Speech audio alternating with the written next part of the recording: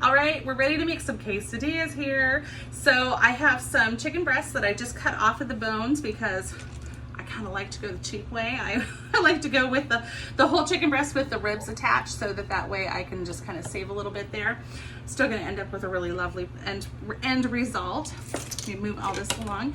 I am gonna use this. This is one of my favorite tools. This allows me to cut everything nicely and neatly in half. Holds these kind of slippery chicken breasts without making me have to hold them and worry about my fingers getting cut. Watch and see. This is amazing. This is called the closing cut. This was one of the things that when I hosted my very first party before I signed up, this was the thing that I wanted because it's good for bagels too. But spring loaded, top and bottom. You just squish it down. This one's hanging out, so I'm gonna squish it down real good. Close it. You see how it's closed. And then, just like the name says, cut. So you lift it just a little bit, just enough to get your knife in there, and then just cut right through the middle, all the way till it runs into the end over on the other side. And ta-da! Now I've got a reasonable sized chicken breast. Now we do have a nice meat pounder, so if you wanted to, you could kind of pound out your problems that way, and you can make it thin. And then all I'm gonna do is put these little bits, because remember I cut it off the bone, so I ended up with a couple of little random bits. So I'm gonna move this cutting board so I don't have raw chicken stuff. So this is my daughter's favorite. So we use, I love the oil and vinegar dispenser. This is my favorite. So I'm gonna give it a little squeeze. I get some oil in here, because you definitely want a little bit of oil on your chicken. It allows all the coating to really stick to it. I'm gonna put 2 tablespoons on, which means I'm just gonna fill it up to that top line twice over. My little boys love this because they can help me put oil in the skillet as they're gonna help me cook, and they never end up with too much. Mom's never like, too much, right? But this is my daughter's favorite. This is our guacamole seasoning.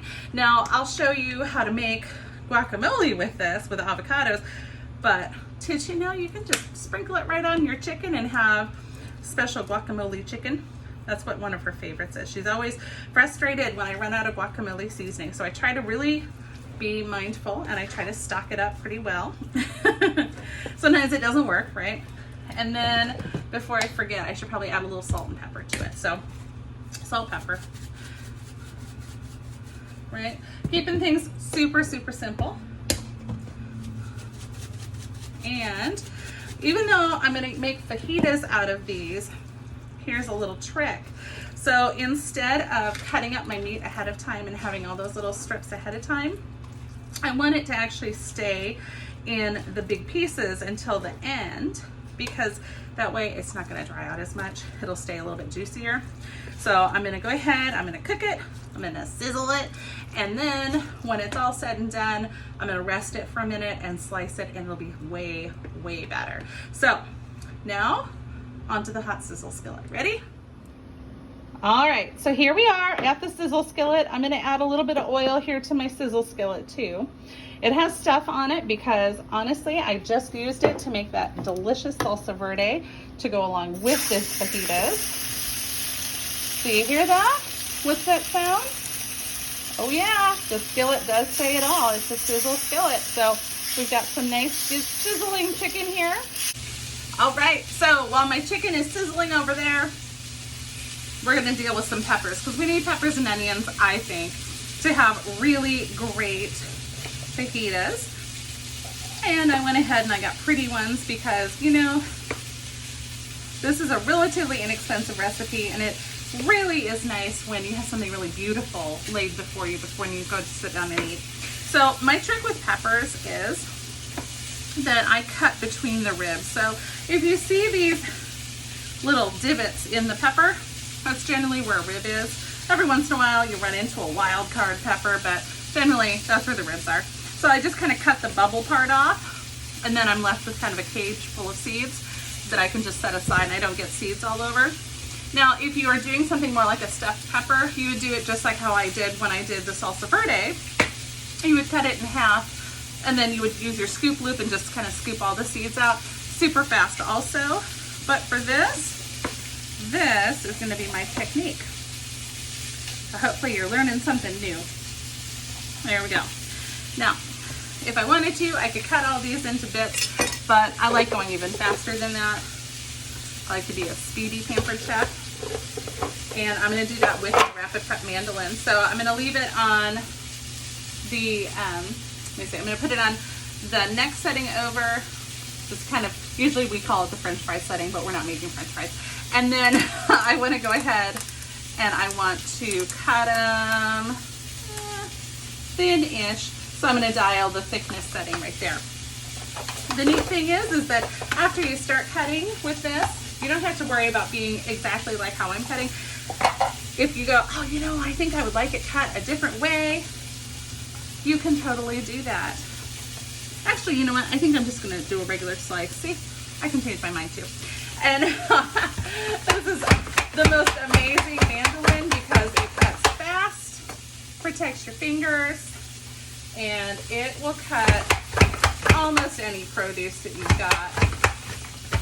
We love doing potatoes. I have a diced potato trick I can show you sometime.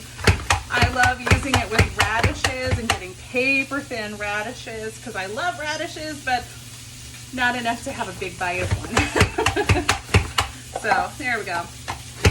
3 peppers, basically all sliced. Ready to go. Now I'm going to go flip my chicken and I'll be right back and I'll show you how to use this guy with the onions. Alright, so I flipped my chicken. I've got a mixing bowl here that I'm going to use as my prep bowl for my peppers and my onions, and away we go. So I'm going to do the same setting with the onions. I went ahead, I pulled peels off, cut them in half, and then we're just going to stick them in one right after another and have some amazing onions cut in a jiff. You never have to worry about crying anymore. The Rapid Prep mandolin will just make you smile, I promise.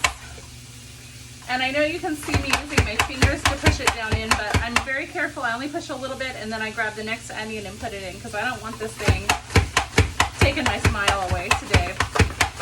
When I get down to the last one, I do use the food pusher. You want to keep your fingers out of this because just as fast as it can cut onions, it's going to get you too if you get too wild with putting your fingers in there.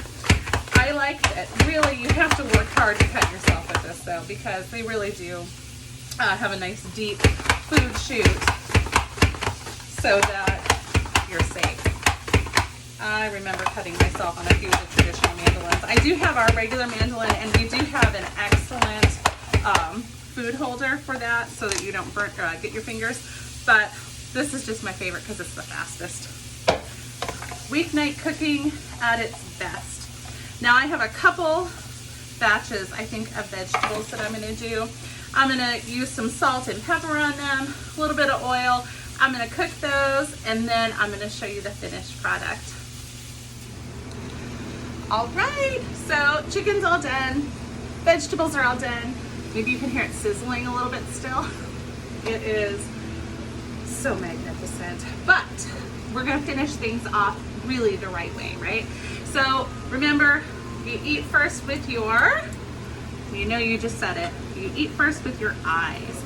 So what I'm going to do is I'm going to cut this chicken and I'm going to arrange it as artfully as I get right over the top of all these beautiful onions and peppers.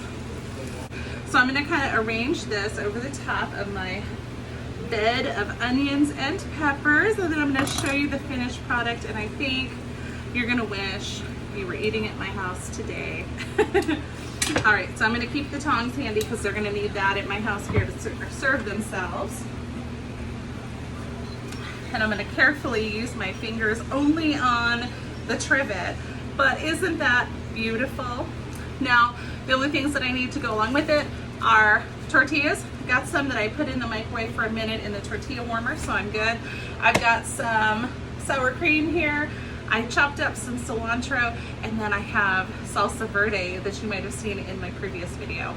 So we are ready to go. We're gonna enjoy some dinner here.